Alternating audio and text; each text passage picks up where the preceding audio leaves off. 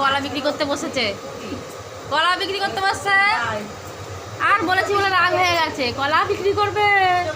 আর বলতে পারবো না তাকে আমি। কলা বিক্রিওয়ালাকে কি বলে, তাকে কলালার বউ বলে। তাও কলালার বউ। দেখো গুনছে টাকা, এখন কথা বলার টাইম নেই।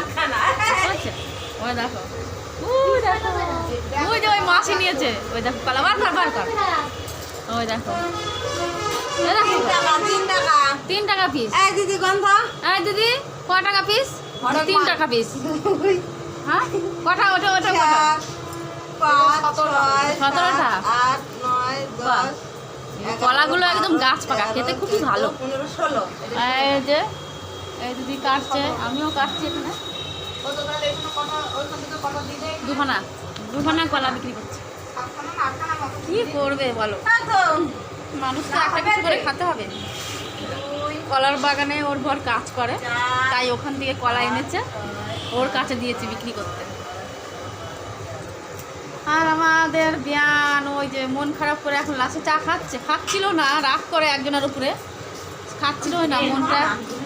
হ্যাঁ চা খাচ্ছি। হ্যাঁ চা খেয়েছে, চা খাচ্ছে। ওইটা মিথ্যে কথা কী করে বলবো, তাই না?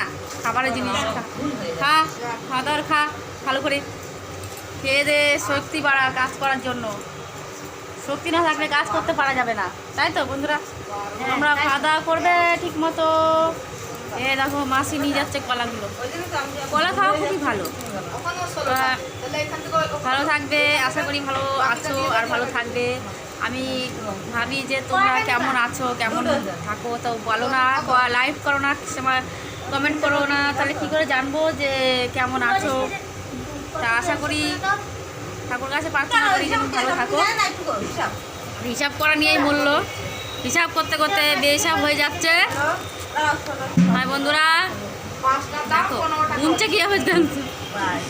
Tata bye.